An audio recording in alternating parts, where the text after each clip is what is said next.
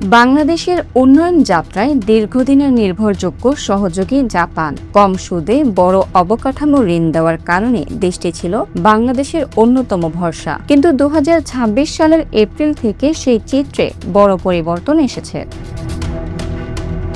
Japan তাদের বৈদেশিক উন্নয়ন সহায়তা বা ওডিএ ঋণের সুদের হার বাড়িয়েছে উল্লেখযোগ্যভাবে। সাধারণ জাপানি ঋণের ক্ষেত্রে স্থির সুদের হার 2.9% থেকে বেড়ে দাঁড়িয়েছে 3.6%, অর্থাৎ এক ধাক্কায় বেড়েছে 0.7 পয়েন্ট। সবচেয়ে কম সুদের বিকল্প এখন 2% থেকে বেড়ে হয়েছে 2.7%। বাংলাদেশের মতো একটি উন্নয়নশীল দেশের জন্য এই পরিবর্তন বড় চাপের কারণ দেশের মোট বৈদেশিক ঋণের প্রায় 18%ই জাপানের কাছ থেকে নেওয়া। মেট্রো রেল, মাতারবাড়ি বিদ্যুৎ কেন্দ্র, যমুনা রেল সেতু এসব বড় প্রকল্পে জাপানের ঋণ গুরুত্বপূর্ণ ভূমিকা রেখেছে। কিন্তু সুদ বাড়ার প্রভাব ইতিমধ্যে পড়তে শুরু করেছে।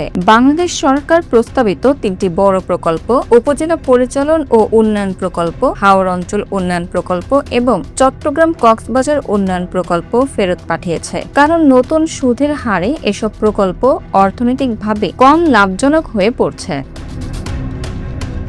বিশেষজ্ঞরা বলছেন, বাংলাদেশ এখন এমন এক অর্থনৈতিক বাস্তবতায় প্রবেশ করছে যেখানে সহজ শর্তের বিদেশি ঋণ ক্রমশ কমে আসবে। বিশ্ব ব্যাংক, এডিবি, এমনকি জাপানও এখন বাজার ভিত্তিক সুদের দিকে এগোচ্ছে।